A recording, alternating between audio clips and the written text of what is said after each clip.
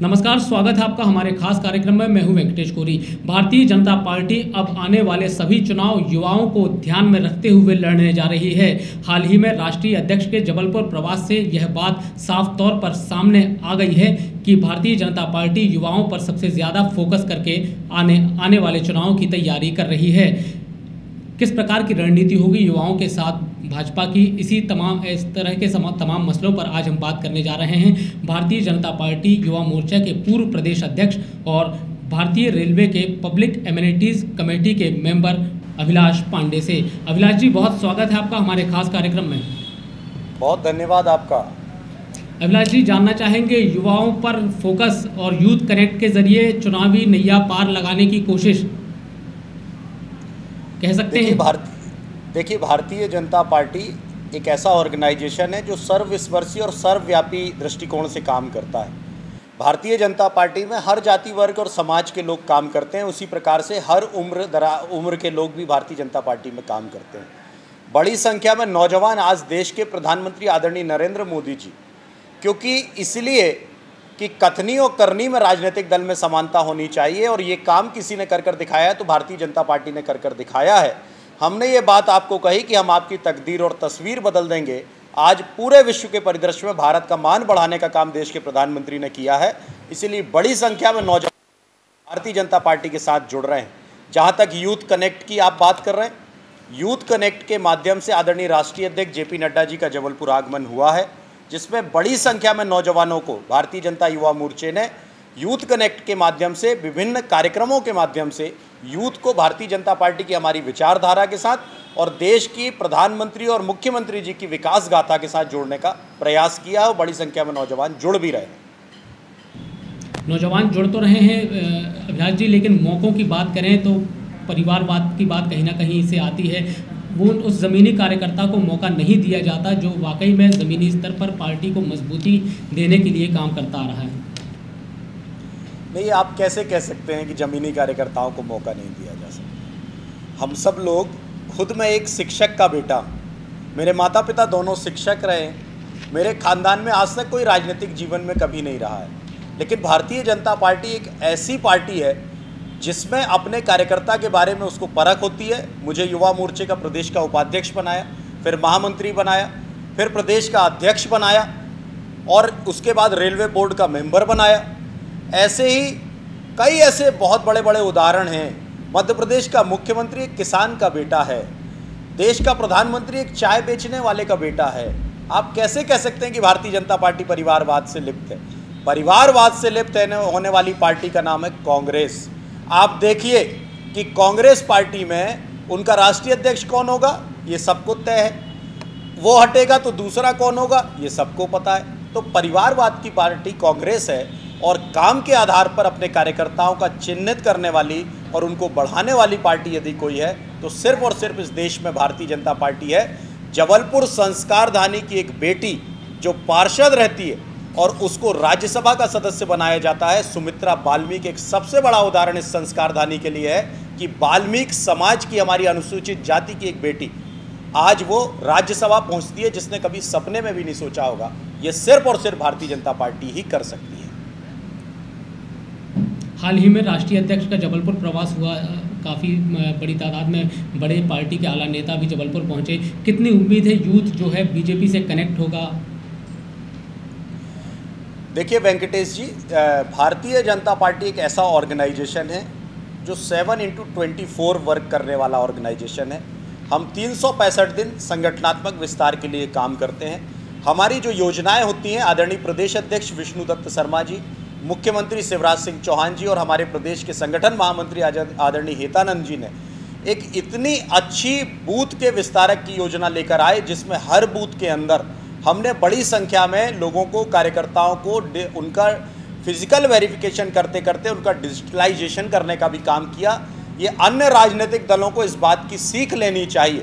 अभी मैंने सुना है कमलनाथ जी ने भी एक दिन बीच में कहा कि भारतीय जनता पार्टी के संगठन विस्तार और संगठन सुदृढ़ीकरण की योजनाओं को कांग्रेस को सीखना चाहिए। इसमें हमने बड़ी संख्या में नौजवानों को जोड़ा है, यूथ कनेक्ट के माध्यम से हो, चाहे बूथ विस्तारक योजना के माध्यम से हो, चाहे प्रवास की योजनाओं के माध्यम से हो। चाहे कार्यक्रमों की रचना के माध्यम से हो, इन सारी दृष्टि से भारतीय जनता युवा मोर्चा और हमारे अन्य संगठन मिलकर भारतीय जनता पार्टी पूरी ताकत के साथ युवाओं को जोड़ रही है। और मैं दावे के साथ कहता हूँ, जब मैं प्रदेश अध्यक्ष था तब हम लोगों ने कई ऐसे काम किए थे जिसमें अपने आप में एक आयाम स्थापित हुए थे। आज भी भारतीय जनता युवा मोर्चा उस दिशा पर बढ़ रहा है और नौजवानों को भारतीय जनता पार्टी के साथ जोड़ रहा है। अभिलाष जी, युवाओं को जोड़ने के साथ साथ भाजपा अब घर घर दस्तक भी देने जाएगी। काफ़ी पंचायत हो या नगरीय निकाय हो या फिर अगले साल होने वाले विधानसभा चुनाव हो, किस प्रकार की उपलब्धियों को लेकर जनता के बीच आप लोग जाएंगे? क्या बताएंगे मतदाताओं को? आखिर भाजपा को समर्थन जनता दे तो किस आधार पर दे?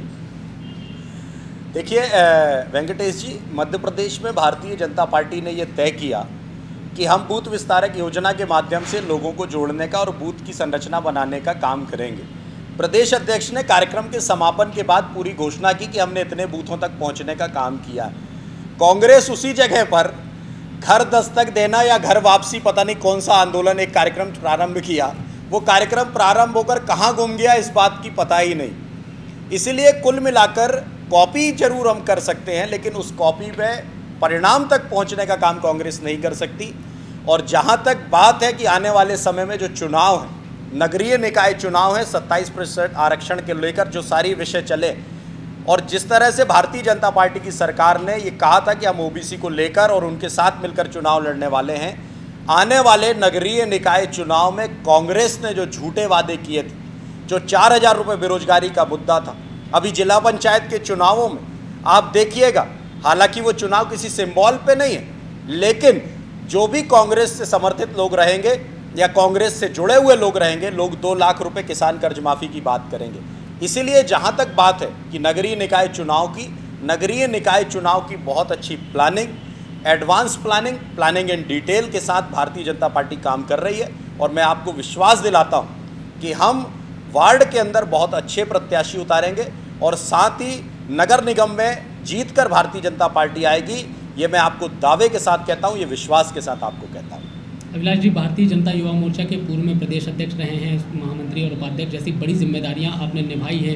आने वाले चुनाव के लिए युवाओं को अगर प्रतिनिधित्व की बात करें तो क्या आपकी मंशा होगी? पार्टी किस प्रकार से उनको प्रतिनिधित्व ज़्यादा से ज़्यादा देगी ताकि युवा पार्टी से करें, संगठन के साथ साथ सत्ता में भी भागीदारी निभा सके? देखिए, आपका कहना बिल्कुल ठीक है। अभी आपने भारतीय जनता पार्टी के ऑर्गेनाइजेशन को देखा होगा। भारतीय जनता पार्टी ने यह तय किया कि 40 वर्ष से कम उम्र के लोगों को हम मंडल अध्यक्ष बनाएंगे।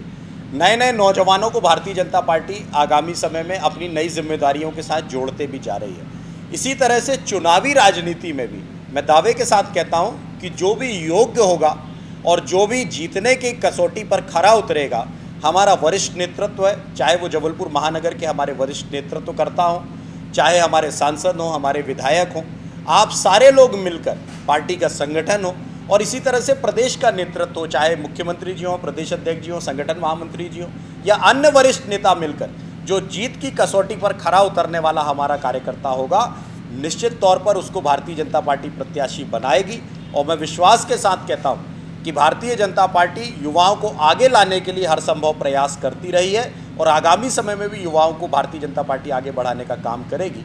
और वही युवा भारतीय जनता पार्टी की जीत की कसौटी पर भी खरे उतरेंगे। इसलिए ऐसे नौजवानों का भी भारतीय जनता पार्टी चयन करेगी जो जीतकर अपने क्षेत्र पर भारतीय जनता पार्टी का कमल खिला सके। उम्मीद क्या लगती है, अगर जबलपुर अकेले की अगर आप बात करें तो 79 वार्ड है, कितनी सीटों पर आप जीत का दावा करेंगे? जीत का भरोसा है आपको? देखिए वेंकटेश जी, जब हम चुनावी समर पर उतरते हैं तो 100% उत्साह के साथ, भरे हुए जज्बे के साथ, विकास गाथा के साथ, किए हुए काम के साथ, कथनी और करनी में समानता के साथ, जनता के किए हुए वादे और जनता की कसौटी पे खरे उतरते हुए उतरते हैं। इसलिए 79 वार्ड यदि जबलपुर में है तो 79 के 79 वार्डों को जीतने के लिए पूरी सशक्त योजना बनाकर और रणनीति के साथ भारतीय जनता पार्टी उतरेगी। और मैं विश्वास दिलाता हूं कि जबरदस्त जीत और उत्साह से भरा हुआ कमल फिर से जबलपुर संस्कार धानी में खिलेगा और हमारे पार्षद बड़ी संख्या में जीतकर यहां पर आने वाले हैं। अभिलाष जी, आपके पास एक बड़ी जिम्मेदारी भी है, भारतीय रेलवे के पब्लिक एमिनिटीज़ कमेटी के आप सदस्य भी हैं। एक राष्ट्रव्यापी जिम्मेदारी से कह सकते हैं, आपकी क्षमताओं को देखते हुए पार्टी ने आपको ये जिम्मेदारी से नवाजा है। क्या आपका अगर देखा जाए तो हाल ही में किस प्रकार की उपलब्धियां हैं जब से आपकी ताजपोशी हुई है, किस प्रकार से आपने जनहित में या पैसेंजर्स की सुविधाओं के लिए क्या कार्य किया है? देखिए वेंकटेश जी, भारतीय जनता पार्टी के वरिष्ठ नेतृत्व का मैं आभार व्यक्त करता हूं कि उन्होंने मुझे इस लायक बनाया और इस लायक समझा कि मैं रेलवे बोर्ड का मेंबर बन सकूं और पैसेंजर एमिनिटीज़ जो यात्री सुविधाओं की एक सबसे बड़ी कमेटी है उसका मुझे देश भर के अंदर सदस्य बनाया गया है और उसको लेकर हम लोग लगातार चिंतित भी रहते हैं और उस पर काम भी करते रहते हैं। अभी हाल ही में मैंने उड़ीसा, फिर उसके बाद महाराष्ट्र, विदर्भ, ऐसे अन्य अन्य स्थानों का, फिर उसके दिल्ली, ऐसे अन्य राज्यों का मैंने अभी दौरा किया है और हमारी पूरी कमेटी मिलकर अभी एक मैंने मध्य प्रदेश में भी आदरणीय पीके कृष्णदास जी जो हमारे चेयरमैन हैं हम उनको लेकर आए थे और मध्य प्रदेश के 16 जिलों के अंदर हमने किया और फिर बाद में बुरहानपुर और खंडवा को जोड़कर ऐसे 18 जिलों का हम सब लोगों ने अलग अलग जगह निरीक्षण किया था। जो चीज़ें हमको ध्यान में आती हैं, जबलपुर संस्कारधानी में भी हमारी पूरी टीम आई और उस संस्कारधानी की टीम में ये तय किया कि जबलपुर के साथ जो विकास काम चल रहे हैं मदन महल के अंदर, आप देखिए मदन महल स्टेशन में 120 करोड़ से ज़्यादा की राशि लगाकर कैसे टर्मिनल बनाया जा रहा है, आदरणीय सांसद जी के प्रयासों से किस तरह से काम हो रहे हैं, ऐसे सारे विषयों को लेकर हम सब लोगों ने उसकी समीक्षा भी की, उसकी गुणवत्ता के बारे में भी देखा और अच्छे से अच्छे यात्री सुविधाओं को मिल सके इस पे हम लोग काम कर रहे हैं। एक बड़ा सुझाव जबलपुर संस्कारधानी के लिए एक बात और दी गई, अभी मैं छत्तीसगढ़ में था, रायपुर के डीआरएम के साथ मीटिंग थी मेरी, भुसावल डीआरएम के साथ मीटिंग थी, जबलपुर में हमने मीटिंग की, भोपाल डीआरएम के साथ मीटिंग की। उसमें हमने कुछ चीज़ें निकाल कर लेकर आए हैं कि जबलपुर से रायपुर एक ऐसा जो विषय है जिसको हम कनेक्टिंग तरीके से जोड़ सकते हैं कनेक्टिविटी के माध्यम से। तो जो नैनपुर का रूट है यहाँ से वाया नागपुर गोंदिया होते हुए वाया हम रायपुर जा सकते हैं, तो कहीं ना कहीं एक रायपुर जाने के लिए एक बड़ी ट्रेन हम सब लोगों के लिए एक सौगात होनी चाहिए, उसके लिए हम प्रयासरत हैं। दूसरा वेंकटेश जी, हम लोग प्रयासरत हैं कि जबलपुर से नागपुर लोग इलाज कराने के लिए बड़ी संख्या में जाते हैं, गरीब परिवार के लोग भी इलाज कराने जाते हैं, तो क्यों नहीं जबलपुर से नागपुर के लिए एक इंटरसिटी चलनी चाहिए कि सुबह लोग जाएं इलाज कराकर रात को अपने घर पर लौट कर आ सकें। यहाँ से एक उत्तर भारत हमारे यहाँ पर उत्तर भारतीय एक बड़ी संख्या में लोग यहाँ पर रहते हैं। उत्तर भारतीयों के लिए हमने ये प्रयास किया है कि जो यूपी और बिहार से जोड़ने के लिए जबलपुर से लेकर इलाहाबाद तक की कोई इंटरसिटी चलनी चाहिए जिस पे लोग कनेक्टिंग जा सकें और वहाँ से काम कर कर लौट कर आ सकें। ये मेरा प्रयास है और इस दिशा की तरफ हम बढ़ भी रहे हैं। आपने अभी जिक्र किया कि कई मंडल रेल प्रबंधकों के साथ मीटिंग हुई और पीएससी की पूरी कमेटी ने 18 जिलों का दौरा किया और यात्री सुविधाओं के विस्तार की भी बात की। इस दौरान किस प्रकार के सुझाव आए और उन सुझावों के निराकरण की दिशा में कितना आगे बढ़े हैं? देखिए, इसमें बहुत सारे सुझाव आए। स्वच्छता को लेकर कई ऐसे सुझाव थे, लेकिन फिर भी देश के प्रधानमंत्री जी ने स्वच्छता की दिशा पर बहुत अच्छे काम किए। कई मेरे पास जब मैं पैसेंजर एमिनिटीज़ कमेटी का जब मैं मेंबर बना तो मेरे पास कई चीज़ों को लेकर सुझाव आए। आप सबको ध्यान होगा कि हम कोरोना काल की महामारी से जूझ रहे थे। कोरोना काल के कारण जो प्लेटफॉर्म टिकटें बढ़ी हुई थी वो प्लेटफॉर्म टिकटें कम होनी चाहिए। एमएसटी जो बहुत बड़ा इशू था जिससे देश भर से मुझे लगता है 25 से 30 लाख लोग जिससे प्रभावित होते हैं, एमएसटी एक बहुत बड़ा विषय था। जनरल टिकट ट्रेन की एक बहुत बड़ा इशू था और साथ में सामान्य ट्रेनें जो स्पेशलाइजेशन के नाम पर चलती थी उनको बंद करके सामान्य ट्रेनें चलनी चाहिए। इन चारों मुद्दों को मैं बोर्ड पर लेकर गया और मुझे इस बात के लिए मैं आदरणीय चेयरमैन साहब के प्रति आभार व्यक्त करता हूं कि मैंने कहा कि एमएसटी चालू होनी चाहिए। आज देश में एमएसटी चालू हो गई है जिसका लाभ हमारे मध्य प्रदेश के लोगों को भी मिलता है। हमने कहा कि जनरल टिकट चालू होनी चाहिए, आज जनरल टिकट भी चालू हो गई है। हमने कहा कि आपको प्लेटफॉर्म की टिकट का दर कम करना चाहिए, 50 रुपये से 10 रुपये हो गई है। ये सारे विषयों को लेकर जब मैं पहुंचा तो मैं धन्यवाद देना चाहता हूं हमारे चेयरमैन साहब का कि उन्होंने इसको मिनट्स में शामिल किया और बहुत प्रभावी तरीके से रेल मंत्रालय के सामने रखा और जिसका लाभ जनता को मिला है।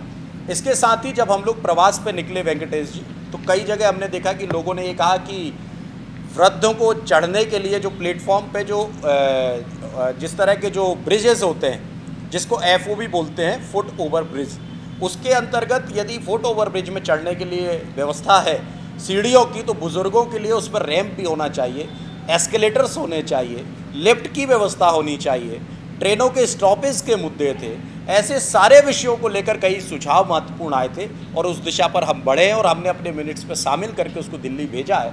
मुझे लगता है कि बहुत जल्दी उसका अप्रूवल भी आएगा और अलग अलग स्टेशन, जैसे जबलपुर, हम अपनी बात करें यहाँ के बेल्ट की, तो जबलपुर, कटनी, सतना, रीवा, दमोह, सागर, फिर उसके बाद नरसिंहपुर से पिपरिया, ऐसा हमने पूरा रूट बनाकर उस पर अभियान चलाया था और उसका लाभ भी मिलेगा और आने वाले समय में स्टेशनों की बेहतरी भी होगी, चाहे टीन सेट का मामला हो, चाहे पानी की सुविधा हो, चाहे ठंडे पानी की व्यवस्था हो, चाहे अन्य प्रकार की सुविधाएं, इस पे हम काम कर रहे हैं और आने वाले समय में इसका लाभ मिलने वाला है।